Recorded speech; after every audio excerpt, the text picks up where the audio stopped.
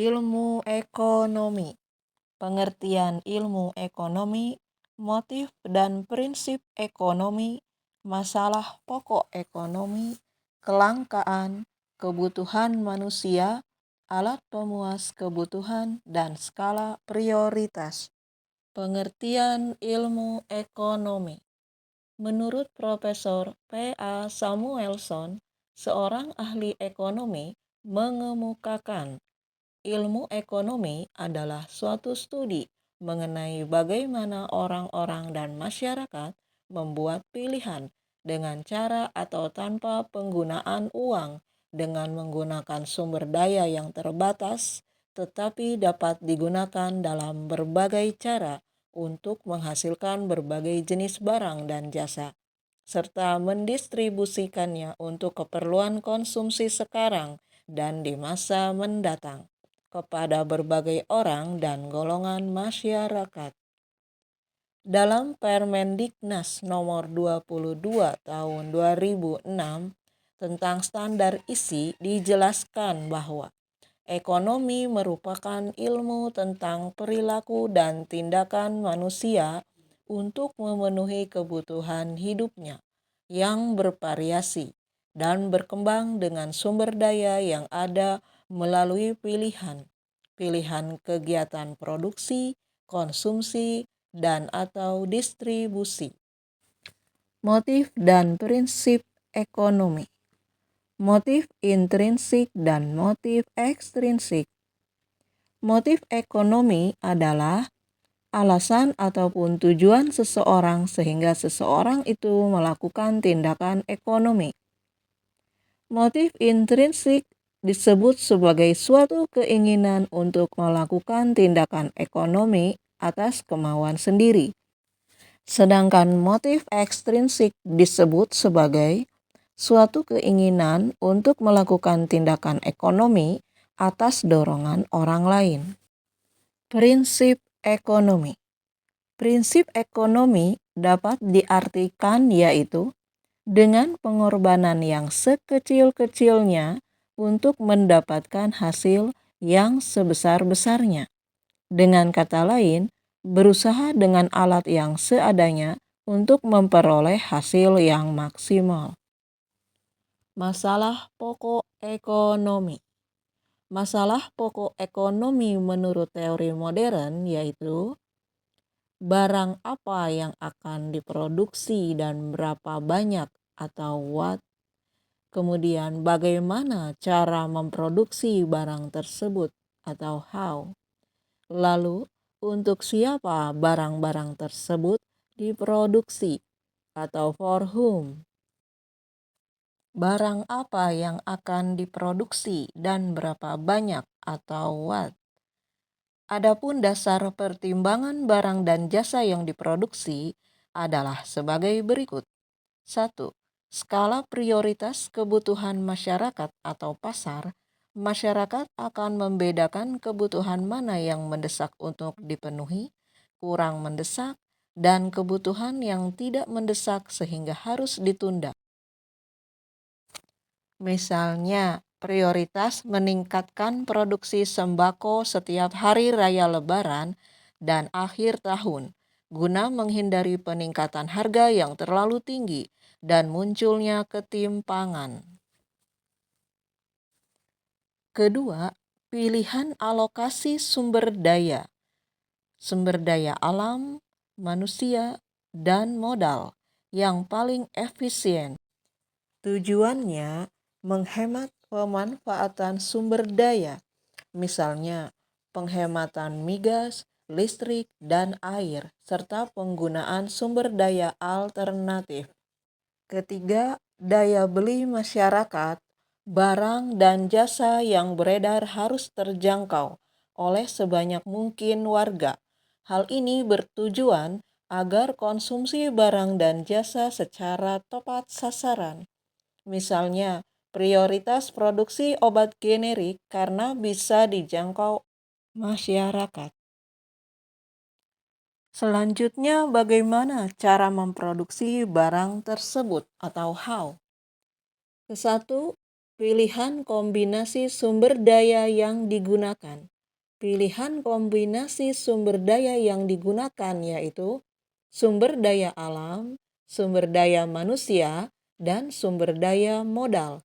Misalnya, produksi listrik di Pulau Jawa lebih tepat dengan PLTA karena banyaknya sungai di kawasan tersebut. Kedua, pilihan teknologi produksi.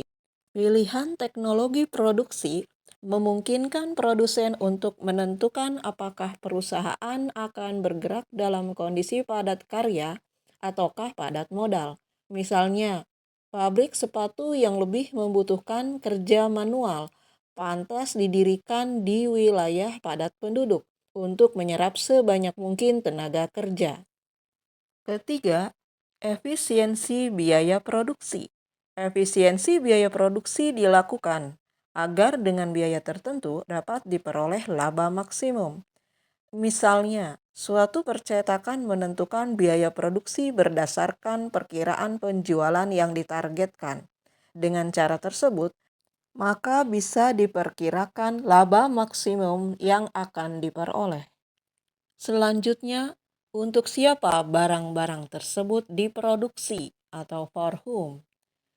Mengetahui daya beli dan minat konsumen, tujuannya adalah agar barang dan jasa memang dibeli, dipakai, ataupun dihabiskan oleh konsumen. Misalnya, produsen makanan kering memproduksi jenis makanan yang terbuat dari ketela dalam kemasan dan harga berdasarkan hasil survei terhadap daya beli dan minat konsumen. Kemudian mengetahui segmentasi pasar. Tujuannya agar barang dan jasa yang diproduksi jelas ditujukan untuk konsumen sesuai kondisi ekonomi dan sosialnya. Misalnya, perusahaan tas memproduksi beragam tas dan ransel dengan desain berdasarkan kelompok usia dan jenis kelamin. Kemudian menentukan alur distribusi dari produsen ke konsumen. Tujuannya agar barang dan jasa benar-benar sampai ke tangan konsumen yang membutuhkan pada saat yang tepat. Misalnya, pengangkutan dan penyebaran hasil produksi beras dan sembako ke pasar dan warung yang mudah dijangkau oleh konsumen. Pengertian kelangkaan. Kelangkaan dapat diartikan sebagai terbatasnya sumber daya sehingga mengakibatkan kebutuhan manusia tidak tercukupi.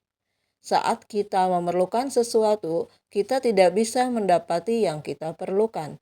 Hal ini juga disebut kelangkaan. Penyebab kelangkaan di antaranya adalah pertumbuhan penduduk. Pertumbuhan penduduk yang semakin cepat tanpa disertai proses produksi suatu alat pemuas kebutuhan yang memadai akan menyebabkan terhambatnya proses pemenuhan kebutuhan hidup manusia. Selanjutnya, kemampuan produksi. Kemampuan produksi ditentukan oleh faktor produksi yang berupa tenaga kerja, modal, sumber daya alam, dan kewirausahaan. Faktor-faktor pendukung tersebut jumlahnya terbatas, sehingga otomatis akan berdampak pada terjadi atau tidaknya kelangkaan. Kemudian selanjutnya, perbedaan letak geografis. Kondisi alam di setiap belahan bumi ini tidaklah sama. Setiap wilayah memiliki karakteristik masing-masing. Dari karakteristik ini akan melahirkan keragaman sumber daya sesuai dengan potensi masing-masing wilayah. Selanjutnya, bencana alam. Bencana alam seperti banjir, gempa bumi, tanah longsor, gunung meletus, serta bencana alam yang lain merupakan salah satu faktor penyebab kelangkaan yang tidak dapat diprediksi oleh manusia. Penyebab kelangkaan yang lain adalah pandemi. Pembatasan sosial berskala besar mengakibatkan terhentinya proses produksi barang. Penggunaan jasa juga terbatas. Cara mengatasi kelangkaan. Masalah kelangkaan bisa teratasi. Caranya antara lain sebagai berikut. Menentukan prioritas pemanfaatan sumber daya sehingga masyarakat masih dapat menikmatinya. Kemudian peduli terhadap kerusakan lingkungan akibat adanya ulah manusia yang cenderung serakah. Kemudian selanjutnya disiplin dalam menggunakan sumber daya sehemat mungkin. Lalu kemudian tanggung jawab atas kebutuhan masyarakat banyak. Selain itu, memanfaatkan sumber daya ekonomi secara selektif dengan mempertimbangkan kelestariannya agar anak cucu kita dapat menikmatinya. Selain itu, meningkatkan kemampuan sumber daya Indonesia untuk menguasai teknologi.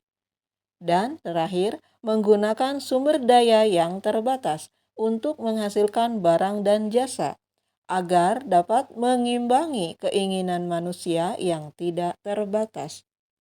Kebutuhan manusia.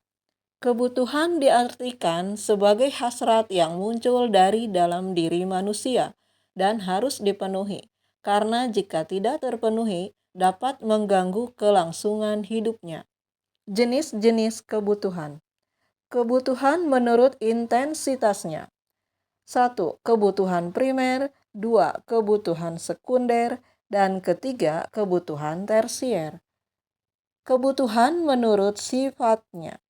1. Kebutuhan jasmani, kedua, kebutuhan rohani. Kebutuhan berdasarkan waktu pemenuhannya. 1. Kebutuhan sekarang, yang kedua, kebutuhan masa datang atau masa depan. Kemudian kebutuhan berdasarkan subjek atau pihak yang membutuhkan. 1. Kebutuhan individu. Kedua, kebutuhan masyarakat atau publik atau kelompok. Kemudian yang terakhir kebutuhan berdasarkan wujudnya. 1. Kebutuhan material. 2. Kebutuhan spiritual. Alat pemuas kebutuhan. Alat pemuas kebutuhan terdiri atas barang menurut sifatnya. 1. Barang ekonomis. Kedua, barang bebas. Barang menurut fungsinya atau tujuan penggunaannya. 1. Barang konsumsi. Barang konsumsi dibedakan menjadi dua, yaitu sebagai berikut. Barang yang hanya dipakai satu kali langsung habis, contohnya makanan, minuman, dan lain-lain.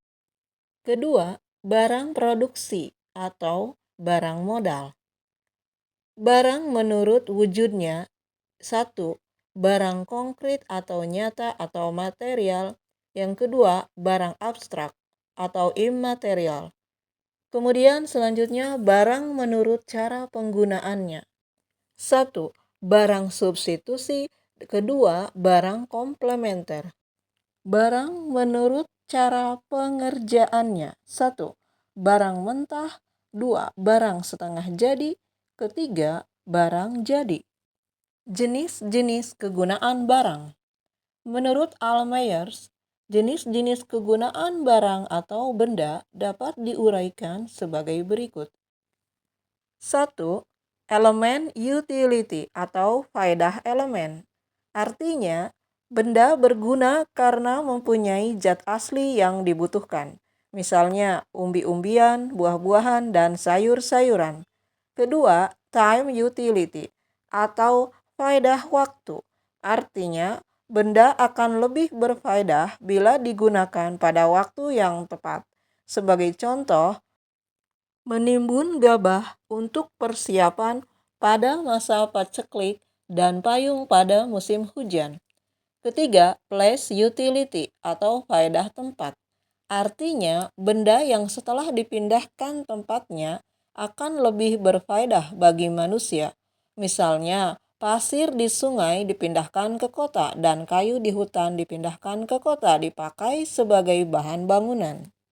Keempat yaitu form utility atau faedah bentuk. Artinya, benda setelah diubah bentuknya dapat lebih berfaedah bagi manusia. Misalnya, kayu diubah menjadi mebel, kain diubah menjadi baju atau celana, gandum diubah menjadi roti, dan sebagainya. Yang kelima, ownership utility atau faedah hak milik. Artinya, benda yang dapat berfaedah setelah dimiliki. Misalnya, mobil yang masih di toko setelah dibeli oleh konsumen akan menjadi lebih berguna. Skala prioritas. Setiap hari kita selalu dituntut untuk memenuhi kebutuhan hidup. Penghasilan yang kita terima dapat dipergunakan untuk memenuhi kebutuhan tersebut. Seluruh pendapatan yang diperoleh akan dikeluarkan untuk mencukupi kebutuhan. Karena jumlah kebutuhan konsumen tidak terbatas, maka sebaiknya disusun skala prioritas kebutuhan atau daftar urutan kebutuhan agar pendapatan yang dimiliki dapat digunakan sesuai dengan urutan kepentingannya. Adapun hubungan antara pendapatan dengan konsumsi adalah berbanding terbalik, seperti menurut hukum Engel, yaitu semakin besar pendapatan, semakin kecil bagian pendapatan yang digunakan untuk konsumsi, dan sebaliknya. Berdasarkan hukum Engel, maka kamu perlu berperilaku hidup hemat dengan cara menyusun anggaran dan skala prioritas sehingga antara besarnya penerimaan dan pengeluaran selalu seimbang.